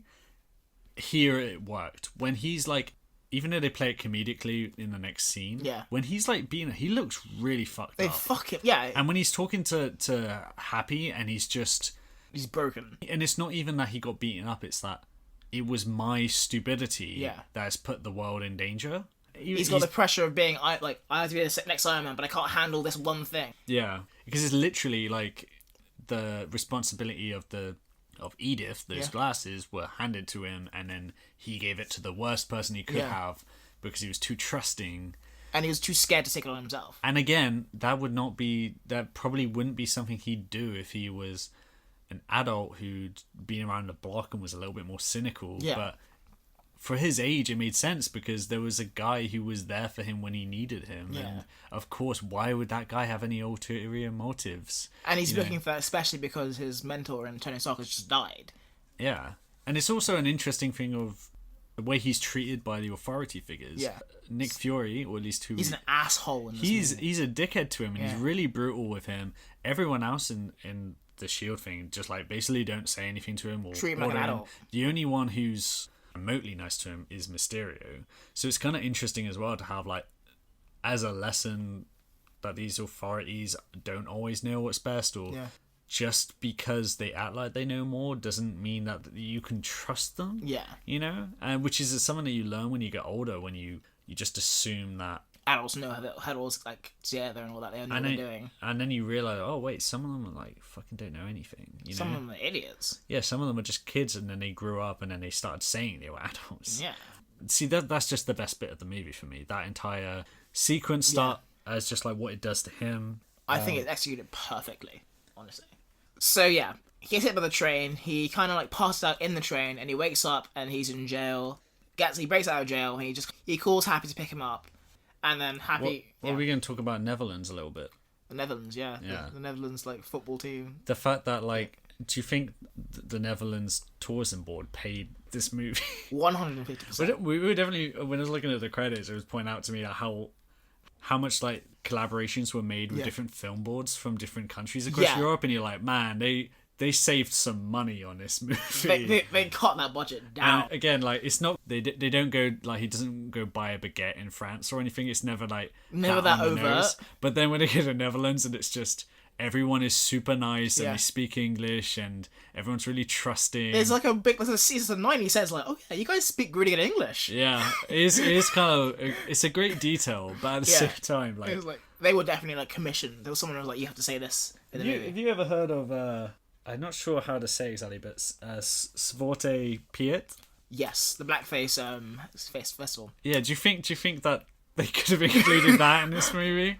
Oh my like, god, that'd be so funny. Because again, Netherlands very happy to have themselves presented as this Tolerant, quiet, yeah. quaint little place with like lots of nice people helping out and these tulips and a beautiful Very tolerant fields. and like easygoing people. Yeah, and then like Peter Parker just like wakes up, he walks down the street and there's a festival of people in blackface walking by him. I'm not making this up. This is a real thing in the Netherlands. Search it up. We can put it in like the app's episode notes. Was Swatted Piers is an actual thing.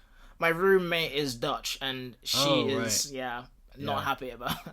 Yeah, it's like a Christmas thing, isn't it? It's like a whole like thing they do like every year. I remember someone, a Dutch person, or someone who is like Dutch heritage, telling me about it, and I just thought they were making it up, and they had to tell me it like 10 times before. I was it's like, an actual blackface festival that we and have. it's happening now. Yeah. God. But yeah, that doesn't turn up in this there's movie. no blackface in this movie. Thankfully. Yeah, maybe a deleted scene. There's technically like the end credit scene. The second one is a blackface scene. We'll get into that. Yeah. So yeah, Peter like calls it Happy. He comes in on his Jap and he breaks down. He's like, "Fuck, I fucked up. I'm never gonna live up to Iron Man. I did all this." What you were saying before about people like not really knowing what they're doing, well, that's kind of like made manifest by what Happy says. Whereas like fucking Iron Man was second guessing everything he did. Yeah, they really handled the Iron Man stuff really well, which is again why I'm saying it best of a bad situation, because I don't want the Iron Man stuff to be such a big presence in this. But it's the ghost of Iron Man. Yeah, but it does, and it's not overwhelming, and it is like keying into like these basic parts of Iron Man. The snippets of him you get is him making a joke about the fact that he's dead, with Edith being even dead, I'm the hero. Great joke. And the idea that he says, you know, like he was a mess. And it's another one of those things where that could have been a huge monologue, but just by saying it in short words of he was a mess, really makes you think, looking back on those movies, of like, well, you followed them and he wasn't in control. He was trying. An alcoholic. He was trying to control and he was failing, and that was kind of his legacy in a way. And it's another interesting thing of like growing up and being like waiting, just waiting for that point where you become an adult and that things start working and that you know what's going on, and it's like you get the hand of some things, but you never really have a full handle on anything. No, and you just keep pretending to know what's going on until you kind of know, and then eventually someone asks you what's going on and you tell them your estimation of an answer. You say it very confidently, but there's your estimation. Really. Yeah, so there is some good stuff in here in terms of that. And then from there, he does the whole suit up thing. Yeah. This is the weird thing with Sony marketing. Why did they make all the marketing about this new suit when the way it's played in this movie is they were building up the creation of the suit so much in the movie that I thought, oh god, and he was like looking at all these different designs of previous Spider-Man suits, and I was like, is he gonna make some kind of combo new suit? Is it gonna be I really thought, is this gonna be like a suit from the comics that they haven't done before? Like, are they gonna do that silver Spider-Man armor that he created, or or a different type of Iron Spider thing? I was like, what are they gonna do? And then he does the red and black one. And I'm like, oh, yeah, it's the one that was in all the marketing and they pushed super hard and was on every single poster. Part of me was like, oh, right, okay. Like, I wish they hadn't made that the whole marketing push. Because it would have been a nice like surprise or like a nice like thing to look forward to. Yeah. And you knew it was coming at that point. Yeah, but I'd forgotten about that suit, actually. Yeah. But I just kind of at that point, the way they built it up, I was like, oh, I assume this is meant to be a big surprise for me. Yeah. But anyway, the suit I do think looks good. It looks cool, yeah. It looks good in a way that I know they're doing it because they get to make like 3 different toys every movie to sell, but I don't mind them changing the suit up throughout the movies in the same way they did with Iron Man. Yeah. Sorry, it's a really funny critic response to Infinity War that described it as like the MCU as a series of films developing how fast Tony Stark can get dressed. And I found that it's so funny. But he gets like he starts with like a whole like thing. He goes to like a briefcase. He goes to a watch, and he doesn't even need the watch at some point. Yeah, but there is an element of that. But I think it's fine with this, and I like that new design. But I like it as an actual. It's not. I don't like the nanobots. I hated the nanobots. No, I don't so much. I don't like. I like that they found an excuse to not do Iron Spider, but like it has to be stored in that weird ass like zero gravity case thing, so that it's like I'm just not gonna pack it. Yeah. And I'm glad he didn't go back to it for the finale. Yeah. Oh, talking about the Iron Spider suit, actually, this might just be me, but I think they changed the Iron Spider design slightly. I wasn't paying attention. Because, I had minor complaints about it. I think it looked better in this movie, and I think they incorporated a little bit more of that traditional comic one. We talked about this a little bit in the Spider-Man's Infinite Endgame episode. Yeah. Because we spoke about the Iron Spider suit from the Civil War comic and how they changed it a bit for the movie. And for reasons we kind of understood, I think we had like slight disagreement about which would have been better. Yeah.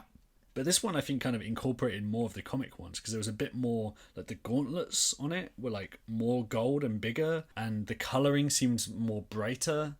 And I don't know if that's because like the Russos just shoot it differently or something, but I didn't notice, but I wasn't looking. It wasn't like a huge difference. No. It was definitely the same general design, but it just looked better to me. So that was good. What did you think of the new suit anyway? I really like the new suit. Like obviously red and blue is like the traditional one. There is some basis in it. When you look at the old Steve Ditko drawings, like it was originally black, wasn't it? Well, it's one of those things where it's hard to say. Because it could be a super dark blue because it's the way they coloured things back then. It was limited colouring. Yeah. But it did become more and more light blue as they got further out of the 60s in the comics. And then it became light blue for forever, And obviously those are more friendly colours for kids or whatever, so you can see why maybe they stuck with it. Yeah. But it was very like dark blue quite early on. So making it black doesn't actually detract from it. And I like the way, I think the actual design of the way the red plays into the black looks better than the other suit. Yeah, the Homecoming suit, like there's a lot of like black like design that doesn't really like fit with the rest of the costume. Yeah, I think that's probably it actually, because those black bands that appear everywhere just kind of stand out in a really weird way. It looks good, but in the same way as in I'm happy for the next movie to have a slightly different one again.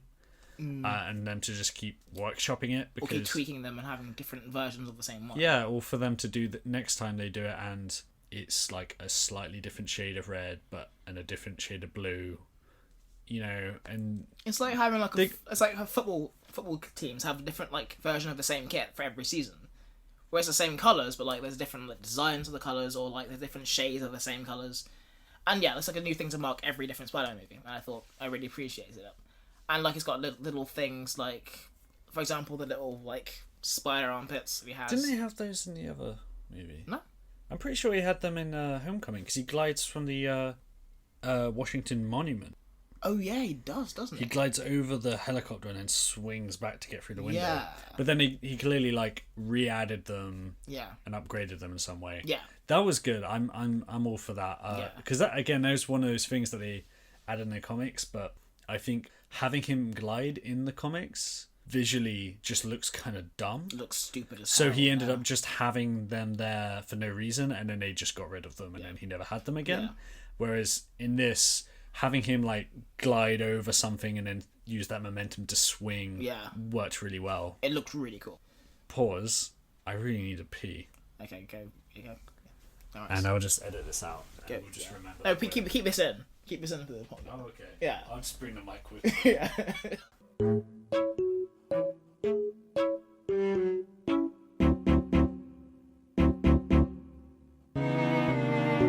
So yeah, as we in the ending, like, so he's fighting all these drones. Some really cool camera work done, like with him swinging around, like fighting all these drones. I think the action in these Spider-Man films has gotten better with each film.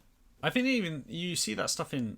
I know this is weird, but I'm trying to find some positivity in them. Amazing Spider-Man movies has some good CGI in the way Spider-Man moves. Yeah. Part of that is because the CGI's just gotten better, but they have the way he moves in this is good. Yeah. And it helps that Tom Holland's an actual like acrobat compared to like. Yeah, well, I don't think he did some of the swinging around drones over Tower Bridge though. I think that might have been computer generated. I don't know. I'm not sure. Let's not rule it out. But I think like with like some of the jumps with the lands, it kind of feels more streamlined. Whereas like with like, the Raimi films, like whenever like Peter Parker was about to go into like a swing, he turns to a rubber band, turns into like a cartoon. And that's obviously because of the times, but like obviously now it's as good as it can. You know what? The thing I like about this that I think wasn't present in Infinity War or Endgame and wasn't in it enough in Homecoming is him in the suit actually on the scene. Yeah. Because so much of like, and Civil War actually, I think it's a Russo thing maybe. These Marvel movies spend a lot of time CGIing suits on people. Yeah. And they've done it loads with Spider-Man. I think it works in some contexts when you need him to be, but having him just here, there's a lot more of him practically in the suit here, and it looks so much better. And that's why so much better. And that's why when they do it in the Amazing Spider-Man 2 and in some of the Raimi movies, when he's actually in costume on scene talking, it's great when you've got a good costume. So I really like that they didn't lean too hard on the CGI this time, and they did in certain scenes, but then like you kind of whenever they didn't have to, they weren't. Also, going to being about costumes again, Mysterio's costume I love. What do you think about the fact that the suit, he has his practical suit as well, but for a lot of it, he's wearing like the mocap suit. Yeah. For this final battle. Where the costume is mapped to him, and he's got a version of the dome, but it's almost like a... It's a very mocap version of the dome. He looks like he's filming for The Last of Us Part 2. He looks like Andy Serkis. Yeah, he looks like Troy Baker, you know? like, but yeah, I love that. Again, it's a new version of thing for the character, but I loved it. As like a film adaptation goes, it's fantastic. Yeah. What do you think of that final confrontation once they're face to face? Oh, I loved it. See, that for me, that whole fight starts off kind of good, gets kind of samey with the drone fighting. And I think it picks up when he gets the shield, the Welcome Tower Bridge, that thingy. Where he improvises, where he runs out of shooters. That's what it picks up for me. That's also like 30 seconds before the confrontation anyway. But yeah, that final confrontation for me is great because they do the whole like hallucinatory illusion thing again, but they don't do it over the top. They've already done their long hallucination scene. Yeah. Let's just have a really quick one. And then that's when, as if like, I know we talked about the spider sense before. He fucking had them in these movies. We didn't need to be told. We call it. It's not Spider Sense. It's Peter Tingle. Yeah, it's Peter Tingle. Holy shit, man! His spider sense has a character arc in this movie for some reason. I don't know if Peter does as much, but his spider sense does. Yeah. Him closing his eyes and fighting through this. Yeah. Is a great emotional small moment after all the explosive stuff. I wish they'd strip back on some of that a little bit more, but that was a great ending to it. And like the actual like final like gunshot bit, I was like, that should be by surprise. Yeah, like when he tries to shoot him. He kind of just like doesn't look at him. Yeah, that almost like when it first happened, I actually didn't quite know what had happened because they kind of shot it a little bit weird. I think intentionally though. I think they might have highlighted it slightly more for my taste. Still, it was shocking because it was kind of because I think when it first happened, I thought he'd been shot by a drone or something. Yeah, that was great. And again, that brutal thing of. This is a kid. You just tried, and it's not even like you tried to like punch him. You tried to shoot him in the head, point blank. Yeah, and then that was that's the end of Mysterio, ... question mark. Bring him back, please. Please bring him back. He's the only one you're allowed to do this with. Yeah. I don't care how he dies, bring him back. back. If you have to, like, General Zod, you have to, like, reanimate him. Say time travel, even. Yeah. That's the great thing as well, when he puts the glasses on and he's looking at his body and he's like, is he dead? Like, and he's really questioning his reality, and you can tell it's still got this lasting effect on him. Excellent and stuff. then, like, Edith is like, no, there's no illusions left. Yeah. And I thought that was fantastic. So yeah, that's the end of the Tower Bridge scene. It's like, that ending was really, really good. Yeah. And then the rest of it is kind of just like teenage stuff where, like, oh my wrapping god. up. I mean, I don't know if there's much to say about it. I mean, it's good. I like the kiss because it's a very kid kiss. It's such a kid kiss. I was gonna say the whole, like, kid arc with him and MJ. Like, it's not as, like, the chemistry isn't there with, like, Emma Stone and, like, Andrew Garfield. It's not that kind of, like, relationship, but it's such, like, a I've been that age. I've had that kind of thing. It's not this chemistry in that, man, these guys look like they want to fuck. Like with Emma Stone and Andrew Garfield, because they actually did want to fuck. They were like, as soon as, like, camera stopped rolling, they were like, we're gonna go fuck now. Yeah. It was so, like, I felt it. Yeah, and it's almost like they're forcing it because they like each other, but they don't know how to, like, express that yet. Yeah, and I also like that MJ isn't an adaptation of Mary Jane. She's her own character. She's completely different to Mary Jane. Yeah. She's not an adaptation of any character, but she also feels like her own thing still. They haven't, like, it's not a cookie character, a cookie cutter character, or a cookie character. No. But he hasn't tried to eat her yet. Maybe she's made of cookies this entire time. Yeah, but that whole ending, it's good. Just kind of wrapping up. There was a thing where they with Flash, where they briefly show him sort of turning up at the airport after being like a dick the whole movie, being left by his parents. And that, for me, is a gag or whatever, but it kind of actually bummed me out because I was like, oh, that makes me... Maybe they're doing the next movie or something. But it made me think, oh, I kind of wish Flash got some stuff in this. Yeah. You know? Because I like the idea, and they've done it in other shows, and they've done it in the comics, obviously, but I like the idea of redeeming a character like that and humanizing them. Yeah. And having just that little moment. I almost wish they didn't have it, because then it just made me think, like, oh, why didn't you have more with him? Why didn't you conclude the arc? Why didn't he have any interactions with Peter other than saying, like, what up, dickwad, or whatever? Yeah. You know, and I kind of wish there was a bit more. And that's what I was saying about the supporting characters a bit, in terms of they all had their funny moments, but they didn't have many of those kind of moments. And MJ and Ned were the only ones who really sort of had any kind of meaningful interaction with Peter, and Ned's was mostly plot or joke. Yeah. And there was also Brad as well. But that was like an antagonist. I don't know, I would have liked... You know what, I'm saying all this, but I would have liked more Flash, is what I'm saying. Especially I think this version of Flash is the best version of Flash we've had. That's a low bar. That's the lowest fucking bar in the world. But I like the idea of him, rather than being this big buddy person, he's just someone's kind of just an arsehole to Peter Parker. Yeah. I like this version of him better. Well, I think it's more realistic, I guess, for a school setting, for one. I love that actor. I think actor. Tony Revolori or something like that. I think but yeah, he's great. One more of him. Yeah. I want him to play in somehow, especially since he has been highlighted in these last two movies. And I think there's something to play on there. They did touch on it this time. Yeah. I hope they do it properly next time, or more so next time. The problem with, I think, Spider-Man as a movie in general is that it works so much better as a TV series. Yeah, that is true, but also you don't have to have these elements, if you know what I mean. If you're not gonna do something with them. Like, I enjoyed Flash in this movie. If he wasn't in it, if he had less Flash, or like if you had no Flash, I wouldn't have like cried about it. I wouldn't have been that bad about it. But so if you're gonna include him, I'd prefer them to do more with him. And it did feel like they had quite a big supporting cast that weren't there to do a whole lot. The two teachers as well, who were both comic relief and both funny, but I was like, do we need two comic relief teachers if neither of them are gonna actually do anything? Martin Starr had his moments, and like I like the little like bits of his sad life we got, like with like the blip where it's like, yeah, my wife, she pretended she got blip, but she actually just ran away with somebody else. The whole thing with his, when he drops his camera, that might be my favorite joke in the movie. Yeah, it should be the worst joke, because it's the minute he does it, the minute he tries to balance his camera, you know what's going to happen. Yeah. You know the punchline.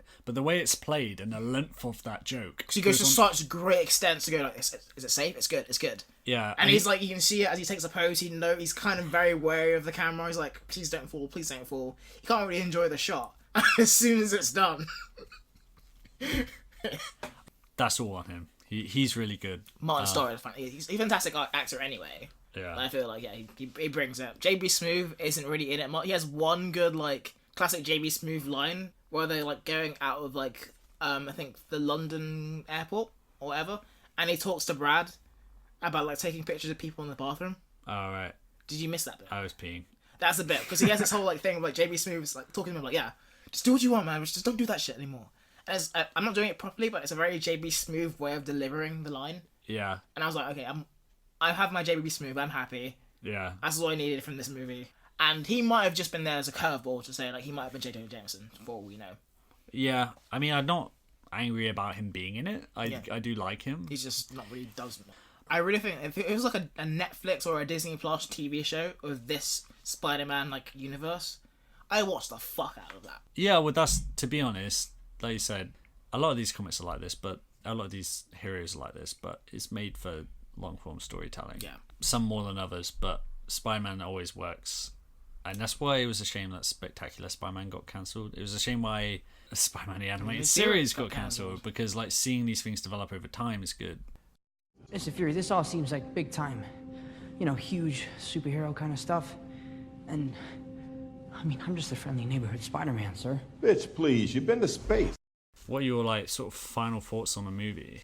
Talking about it now, like, I felt the same glee that, like, I felt in the cinema, and having talked about it, I'd be interested to see your like, criticisms of it, because I feel like everything I thought back at the time, maybe not to the extent, but I was like, I like what they did with Peter Parker, I like the way he kind of reacted to things, I liked the character.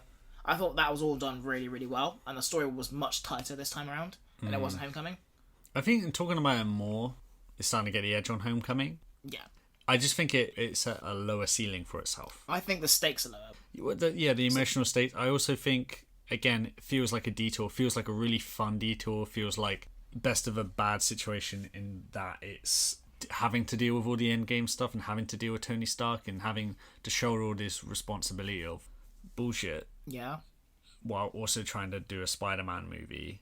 And I think it handled that really well, but I think there's constraints on itself, you know, like if they were doing something similar but without any of that stuff to lead up to.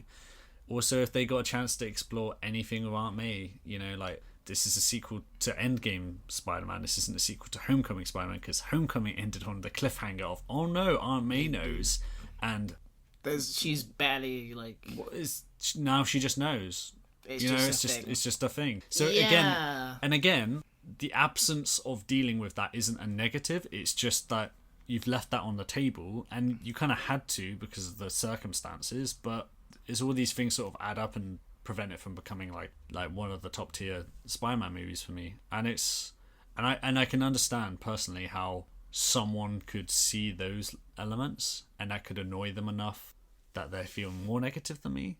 And I can see how people could see those good elements and like them be more of a big deal to them and then like it more than me. I've ended up kind of falling in the middle. Still really like it, but like, again, that more like the 7 out of 10 sort of thing rather than your like super high rating. Like but then it's still like a really good rating and still something I'd watch again.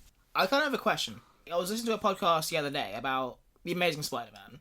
With that film, for example, like, do you think, had we come into that cold, as in, there's no Raimi verse at all, we have the first Spider-Man movie and it's The Amazing Spider-Man, do you think your opinions on the film would have changed? On The Amazing Spider-Man? Yeah. Well, yeah, because a lot of the stuff in The Amazing Spider-Man is repetitions of things that had happened in other movies but done worse. Yeah. So yeah, it would definitely be affected. Also, there's the fact of the first time you get to see something, you like it more. Mm-hmm. I don't know, if I was seeing Mysterio for the second time in this movie, I'd be less excited than I am. Mm-hmm. You know, obviously that stuff plays into it. I do think The Amazing Spider-Man sucks ass and is awful in like every single way. Yeah, it's not a good film. So yeah, it would have still been really bad. It would have just seemed a bit fresher. And you probably would have liked it more. Liked it more, yeah, I guess. Yeah. But I don't think that's an issue with these movies. When I'm these criticisms, this is why I said early on, I don't want to compare it to Raimi. I don't want to compare it to that stuff. Yeah. I'm not putting that stuff on the table with this. No. And that's the shame, is that, to be honest, that because I like those, I feel like anyone who really likes Spider-Man 1 and 2, whenever they make any kind of criticism of the newer Spider-Man movies, it's like, oh, it's just because you love that other stuff and it can never match up or whatever. And it's like, I'm still like taking these on as their own movies. No, like, maybe not with you, but I think you can't be too critical. Like, you can be critical of the film. For example, like, him kind of giving up his identity again quite carelessly to MJ is something that I had a little bit of, like, a issue with. In that a lot of Spider-Man is about him, like, having to, like, balance his double life. And they don't do it as, like, much as maybe, like, I guess I would have, or other people would have liked. But I also think it's really, really, like, hard to kind of look at a Spider-Man film in isolation, you know? I don't know. I don't find it hard anymore. No. The only way it really affects me is that there's a lower expectation because there were 3 Spider-Man movies in a row that were disappointments in different ways. So I think that obviously that's going to change. And there's been a lot of Spider-Man movies, so there's a level of fatigue and show me something new. Mm-hmm. But I don't think I'm like, I don't go in and every time something happens be like, oh, I wish they were doing this like this movie. Especially since I'm reading the comics, and the comics are played in some of these movies in some ways, and there's still so much in the comics that hasn't been done in these movies. Yeah. You know, this kind of fits into like some of the ways this movie adapts stuff, because there's so much little stuff. You know, Ned Leeds. Yeah. Right. He's kind of this weird amalgam in the in like Homecoming and Far From Home. He's based off a character in the Miles Morales comic, right? Yeah, called Gank. Yeah. Like, so Gank? Ganky? I don't know how to say his name. Either of those things. Okay, sure. Ganke. Gank? Okay, Ganker. Either way. He's basically that character, but then they just gave him the name Ned, based on a guy who worked at the Bugle who dated Betty Brant. Mm-hmm. And eventually they got married. Betty Brant is Spider-Man's first love in the comics, who in these new movies is just another girl he goes to school with. Yeah. So those two hooking up in this movie is a nod to that. In a fun way, happens obviously completely different. Yeah. But like that's just kind of a nice way to like throw that out there. The fact that you've got the way Spider-Man always beats Mysterio in the comics, especially in that first one, is I can't trust my senses. I need to use my spider sense. They make that the culmination of the movie. Yeah. Great idea. Then there's like that we said about Mysterio, like sort of taking on a superhero role. Yeah. I don't know. There's lots of like mini things like that. I can't remember any of them now because there were so many of them. And imagine this is going to take another like episode of worth the podcast. But anyway, now we've talked forever about this. For this. Literally days. We have one more big topic to talk about, and it's going to have to be another fucking podcast. Because we'll be here for fucking ever otherwise. Yeah. You guys need to go to sleep and like see your families. Yeah, I'm going to... I might just edit out everything I say. Just have me talking to myself. Yeah, it'll be a lot shorter. So how funny it would be if I was Mysterio this whole time and you just were a robot that I just have to like talk to during these podcasts. Yeah, I'd listen to a Mysterio podcast. Genuinely, yeah. But next time, well, say next time, it's probably going to be out around the same time. But like in the next podcast, we're going to talk about post-credit scenes because there's a lot to unpack there. But then beyond the post-credit scenes, what that can mean for like other Spider-Man movies and stuff like that, and also the MCU as well. Yeah, because we're at the end of the Infinity Saga or whatever now. Yeah, Phase 4 begins in earnest. That was the end of a very long podcast. Thanks for tuning in, everyone. We hope you had a great time. We had a great time watching Far From Home. Even better time talking about it, and we hope you did too. Please scroll slightly up for the next episode of this, where we'll talk about the end credit scene. But yeah, otherwise, thanks for your time. Sayonara. Go about your lives now. Stay true, believin'.